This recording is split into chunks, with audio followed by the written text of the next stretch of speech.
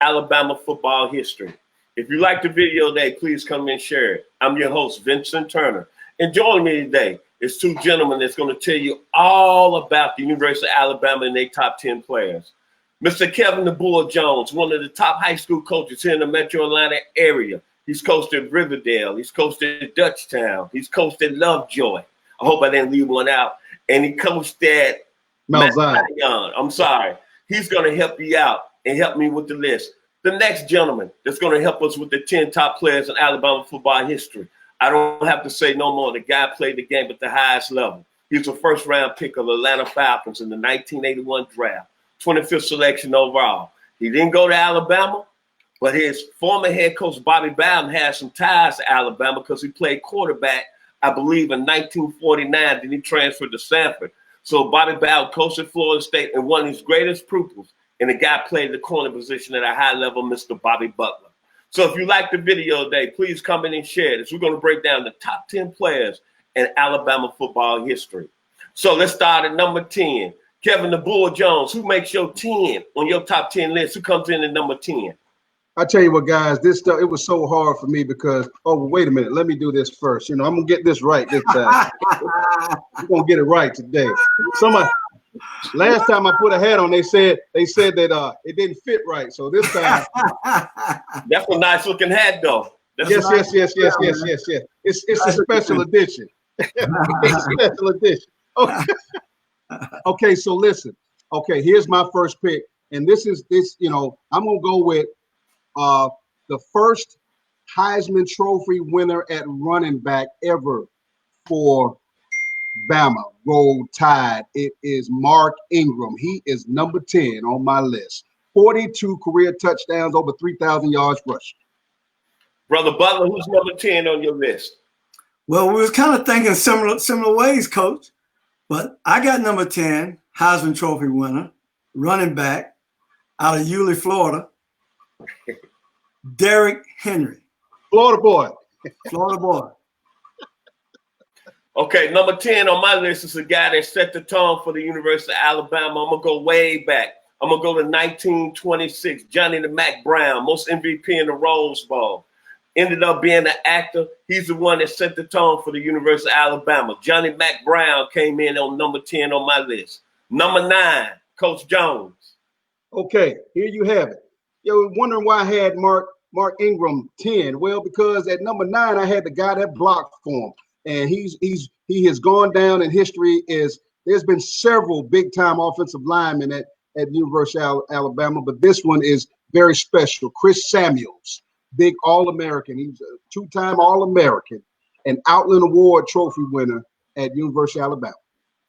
Number 9, Brother Butler. Number 9, hands down. Close. We kind of think alike, but we different generations. Close. We think alike, but we different generations. Number 9, the best offensive lineman in Alabama history, John Hanna, is my number 9 pick. Woo. Number 9 on my list is a young man out of Pine Bluff, Arkansas. He was an All-American in 1934 and went on to play with the Green Bay Packers. Tremendous football player. Might have been the greatest wide receiver ever played in the history of Alabama. Don Hudson comes in at number 9 on my list. Number 8, Coach Jones, on your list, sir. Well, here's one that I talk about, and it was a toss-up. It was really a toss-up. But I just had to go this route because, in my time, although Antonio Langham has done a great job, he's the career leader in interceptions with 19. I had to go with Minkah Fitzpatrick, 2-time All-American for Bama. Roll Tide. Number 8, Coach Butler on your list. Coach, that's a great pick now. And here's the thing with both of y'all. We can't go wrong with none of our picks. Absolutely. Good information. Right. So my number 8 pick is real simple. He's a Florida boy. He's playing the league right now with the star on his helmet. And that's Amari Cooper, wide receiver, Alabama. All right, that's a good one. Good one. Number 8 on my list. The young man was out of Scottsboro, Alabama. He was a 1961 SEC Most Valuable Player. He won Bryant his first national championship. He went on, became a doctor, but he passed from cancer. But he was a tremendous football player. Coach Bryant said he was the most fundamental sound player he ever had at the quarterback position. Pat Tramble comes in at number 8 on my list. Number 7 on your list, Coach Bull Jones. Well, here's one that's really going. Both y'all gonna smile on this one because you probably thought I didn't know this since I'm the baby of the bunch. But mine is Ozzie Newsome, tight end. Okay. Coach Bear Bryant said one of the best players. One of the best. You know, if the Bear says it, you can dip it in gold. That's how special it is. Had over 1,000 yards receiving, had over 60 catches in his career. He had 17 touchdowns. Ozzie Newsome, who not only college football Hall of Fame, he also, everything he did in the NFL is just synonymous with success. And that's what he was. And it started right there, probably started in high school. But when you talk about all the tight ends that Bama has had in the day, he was also part of the national championship team, and he was an All-American. Number 7 on your list, Brother Butler. Hey, well, I'll call you Coach Butler.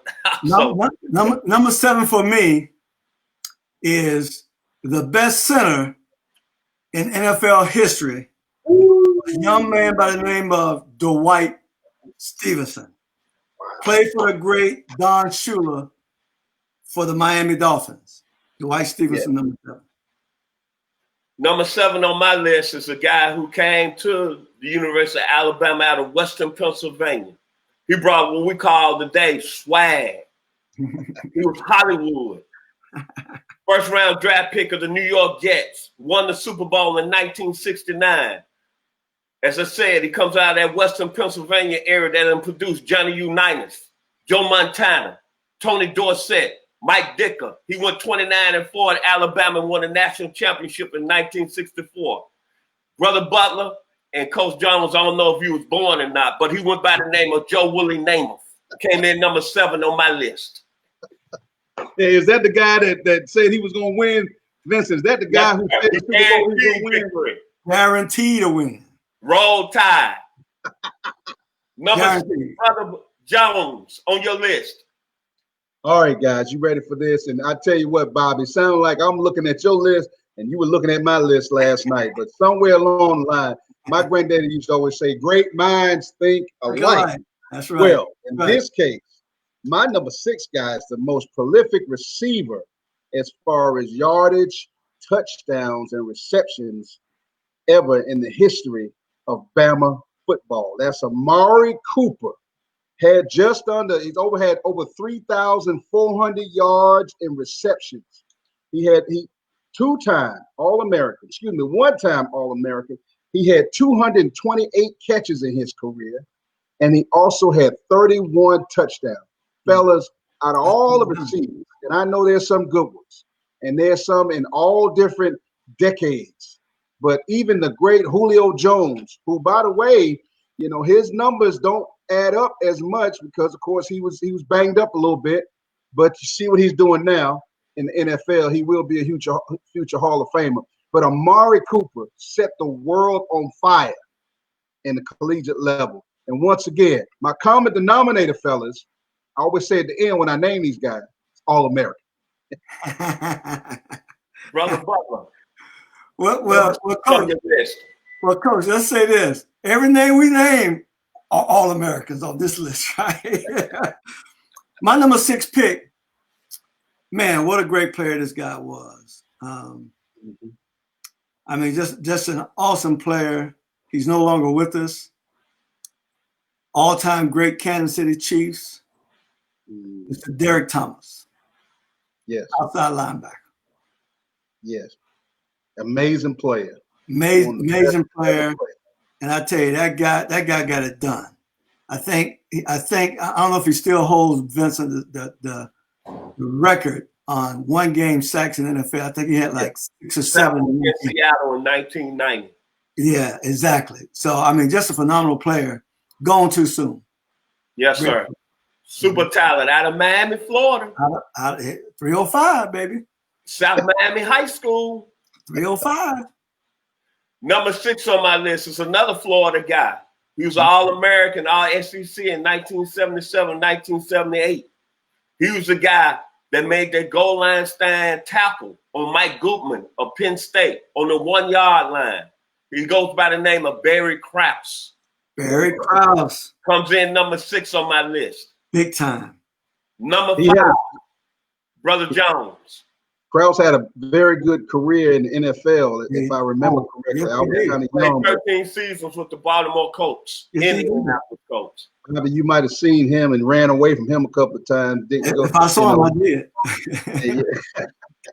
All right, guys, here's my number 5. And I tell you what, this guy didn't play a whole lot of collegiate football, but when he was magic. And my top 5, I can tell you right now, there is some scrutiny over some of these guys interchangeable. All of them could be, all of them can be number 1, because that's just how great it's been down there in Tuscaloosa. The legend continues. It's an unbelievable place of success, the history of college football. But my number 5, I love the way the A is just shimmying off the camera there. It's a beautiful thing. Tua Tagovailoa. Number 5 for me. Guys, did you know that he was national champion? Of course, you knew that. He was an All-American. But did you all know that his record, he's got the best record of any quarterback that played 30 games at University of Alabama as a quarterback? Guys, I just heard you mention someone else's record earlier. Joe Namath talking about stats. I love stats too. This guy was 22-2 as a starter. Mm-hmm. Okay, starter, he was 22-2.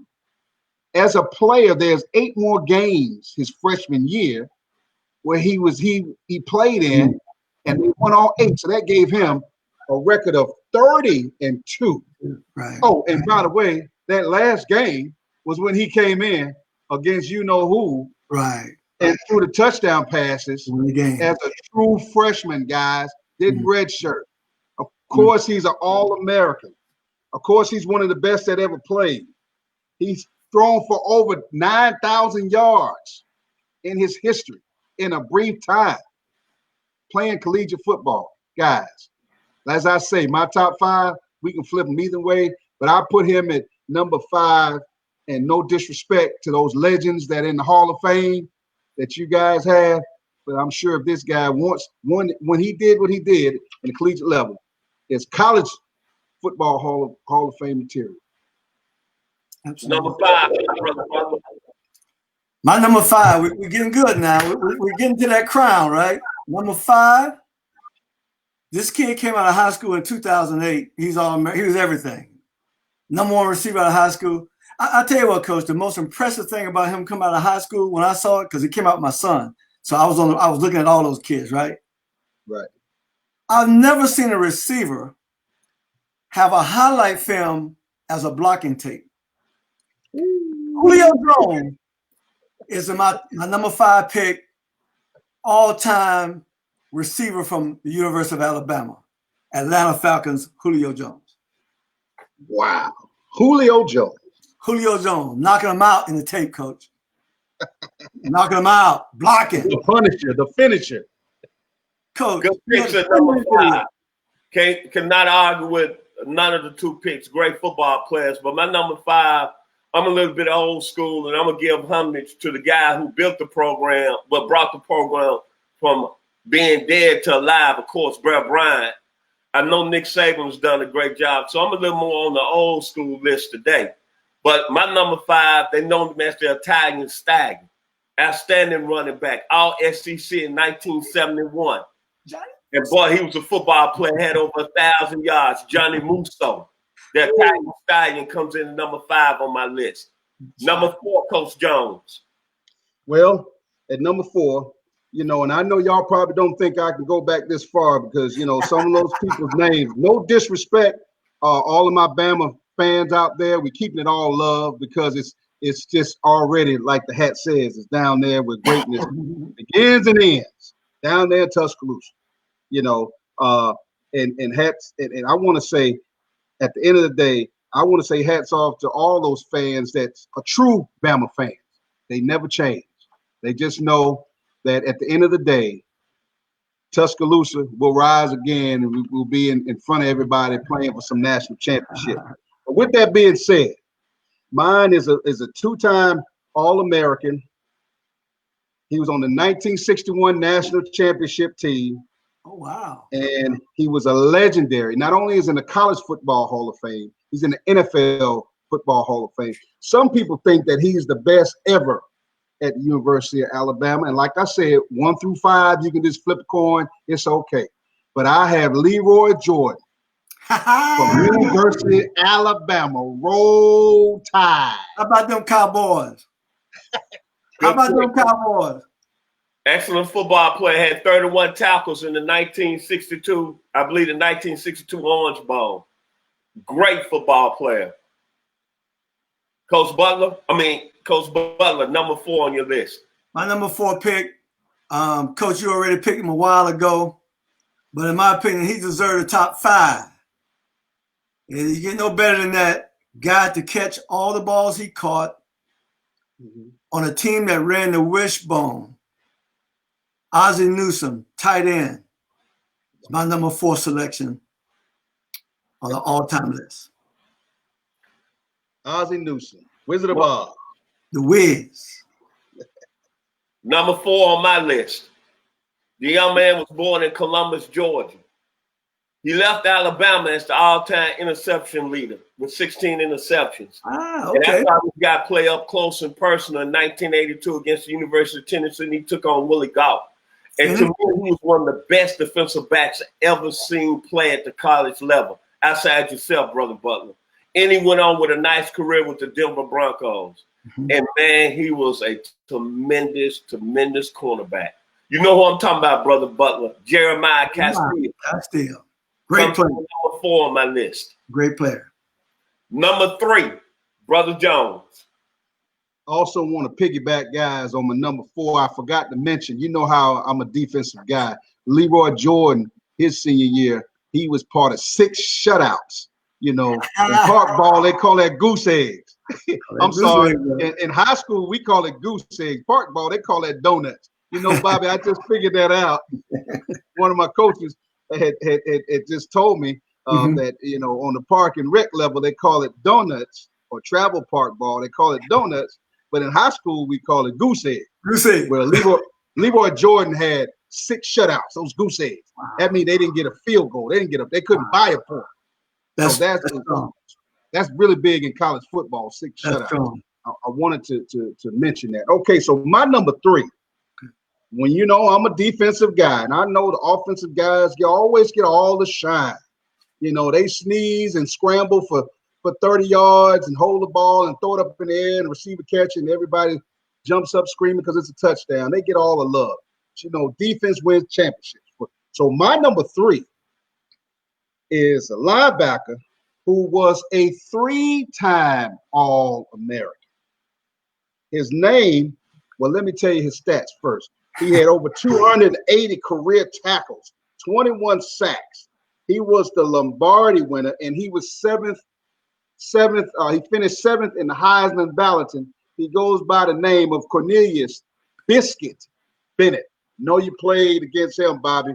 Unbelievable defensive player coming out of, and there's so many great linebackers that come out of Alabama, but the Biscuit and his college career, you know, when you start talking about you finish top 10 in ballot voting for the Heisman Trophy, that's a little bit different, guys. That ain't just a regular. And for the sake of argument, at Alabama, that was the standard was raised, so it wasn't just a one-time All-American.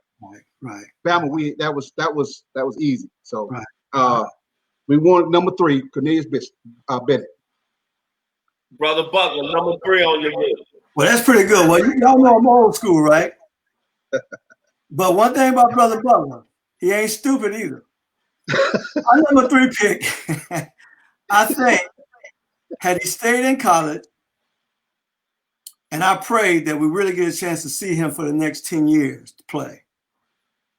Because if we do, we're going to see a special player in the National Football League. And I like the Samoan for way out there west, Mr. Tua Tagovailoa, quarterback. Roll Tide. Yes, sir. No, he can play. Make sure the hat. It's the hat. It's the hat. Okay, we're down to, this would be my number 3. Mr. Tua is no question about it. I think if he wouldn't have been hurt, he would have been in my mind, the best quarterback in the draft. It's no hands down.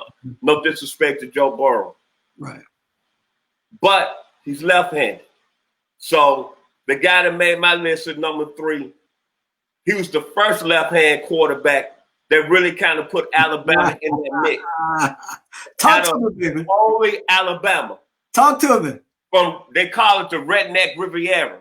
Talk to me. He led that 1966 team undefeated. I hear you.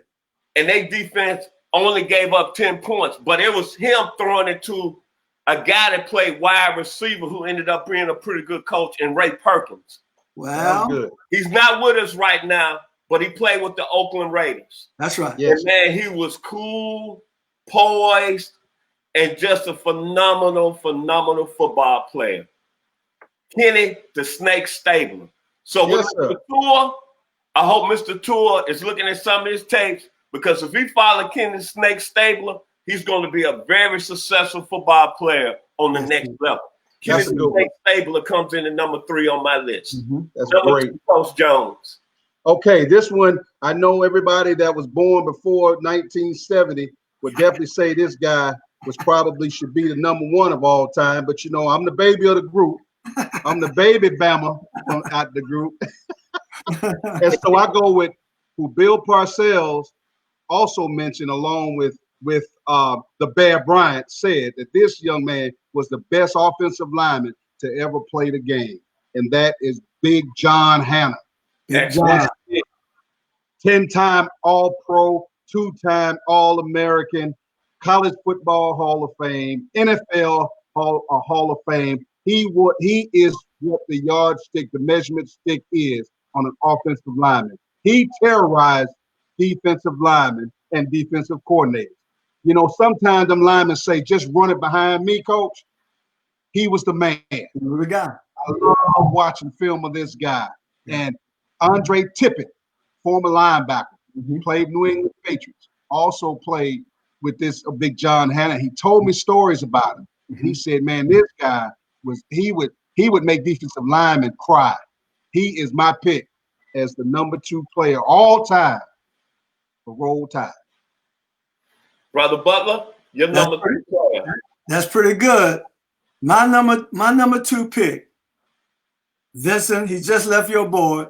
Left-handed quarterback. He was slivery like a snake. Left-handed. He won so many games for the Raiders. At the end of the game, he was a comeback kid. I played against this guy at the end of his career when he was with the Houston Oilers and the New Orleans Saints. Kenny the Snake Stabler, my number 2 pick. Wow. Number 2 on my list, I have to say this. I agree with Brother Butler. You had him kind of a little bit up on your list a little bit.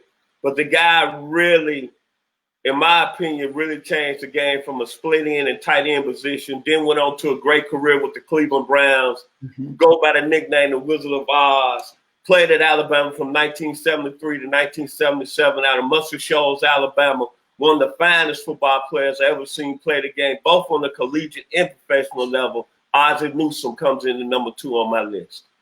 Awesome. Number 1, Coach Jones. Who makes number 1 on your list today? All right, guys. All right, here it comes. Here it comes, guys. This guy is the number 1 player to me of all time for University of Alabama. People talk about him in so many words, and at the end of the day, he is synonymous with success. And yes, he left us too soon, but he was able to amass. He was a 2-time All-American at University of Alabama. He had over 52 sacks. Of course, me being a defensive guy, my guy, if you had to flip a coin, yes, it was going to be a defensive guy. because defensive guys change the flow of the game. This young man played all 4 linebacker positions in college and rush in. Not many people could do that. They never talk about that. But when you hear about LT, Lawrence Taylor, and all the things they did well, all these great linebackers, but in the scheme of things, linebackers have different positions, different responsibilities according to their position. Right. My guy, to me, the greatest. He could cover receivers. He could put his hand down, be a rush in or rush backer. He could play Will backer, Sam backer, Mike backer. That is the one and only Derrick Thomas, most prolific linebacker in college football history and NFL. He's got the record, as you mentioned, Bobby, for the most sacks ever in any game. He is a Hall of Famer. The good Lord took him away from us pretty early, but at the end of the day, he touched so many lives. In his personality, yes, he was fun-loving, but he is truly the epitome of Alabama football player. Once he steps into your space, you never forget him. Derrick Thomas, linebacker. Absolutely. Number 1. Brother Butler, who's number 1 on your list? That's a great pick. And I'm going to tell y'all know I'm from South Florida. This man won a Super Bowl down in Miami, and he told the world, I guarantee that the Baltimore Colts, who was coached by the late, great Don Shula, a lot of people don't know he coached it for the Baltimore Colts.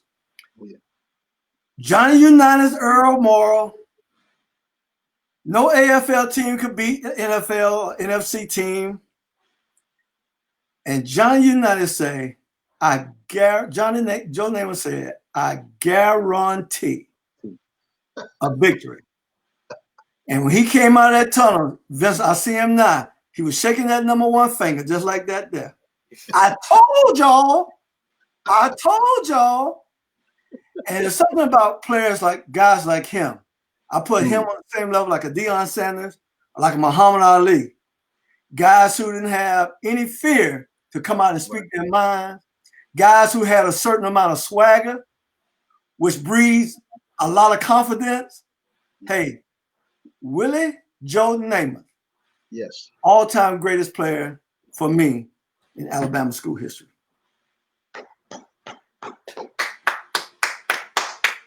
I guess this wraps it up. The number 1 player on my list when I think about the University of Alabama football is plain and simple. The guy didn't win a national championship. I got to agree with Coach Jones. There's been some great linebackers that have played this game at both the professional and college level. We can go to Ray Lewis.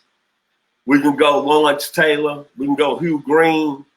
But, man, the man out of South Miami, and I seen him play as a junior against the University of Tennessee. And the funny thing about it that stuck out most to me, he had 3 sacks in that game in 1988, but he blocked a punt. And his vertical was just ridiculous. To me, he might be the best athlete that's played the position of linebacker. And I got to go with my man, as I agree with Coach Bull Jones today. Derrick Thomas comes in at number 1 in my list. Oh, we finally agreed. We never disagreed. Hey, talk about good shows. Had different opinions. But Vincent. it's hard to not say, in my opinion, he's, for me, the greatest player in Alabama football history. And you know what? He never won a national championship. That's right. But the guy proved to you, once he finished the college level, look what he did on the pro level. When he got under Marty Schottenheimer and Bill Cowher. And look how his game went to another level. And when he was at Alabama, I know a lot of people was talking about Cornelius Bennett. But hey, man, let's be honest, Coach Jones. Cornelius Bennett was a great player. He had the nickname Biscuit, Brother Butler. A lot of people was talking about how great Lawrence Taylor was and Hugh Green. But to me, for my money, a guy that can rush the passer, that can cover receiver, and was a legitimate 4-4 guy, Derrick Thomas make my list as the best player in Alabama football history. Amen. Final words on the list about all these players, University of Alabama, Coach Jones. Your final word today. at the end of the day, I know many universities and fans love their players, and they can go all down the roads to the beginning of time, beginning of mid, 1900s, from 1901 all the way up to today and present. And they really proud of the players that they get to watch. I get the joy to be able to sit here and talk about some of the great players I've had a chance to watch. And for me as a high school coach, it brings me joy that, when you go to various campuses and the schools and the coaches treat you good, and they always lend a hand and open ear if you want to talk football and learning football. That's what it's all about, and being able to teach young men to be successful. I've had the pleasure of being in various places, and yes, although Alabama is my favorite, I know there's some other good ones out there, but at the end of the day, it's fun to talk about the players and our times and who we got a chance to see be some of the best that we remember. And it's always memories for a lifetime. And I enjoy it to the utmost. So thank you so much for having this chance to talk about Roll Tide. Brother Butler. Well, Coach, I agree with you so much. It's amazing. We all grew up loving the game of football, watching it over years. I'll be 61 in a couple of weeks, and so I've been watching Alabama play for a long time, and it's hard. We named this top 10. I even got my honorable mention group, right? Me too. Vincent mentioned Don Hudson. Man, guys like that, they changed the game. Bob Starr would have been one of my honorable mention guys. And it's almost embarrassing to say that they're honorable mention, right? Guys like this, Cornelius Bennett, Mark Ingram. I mean, we can go on and on and on and on. They're great players that come out of there. But I also can say this. We talked about players, but hands down, Bear Bryant and Nick Saban.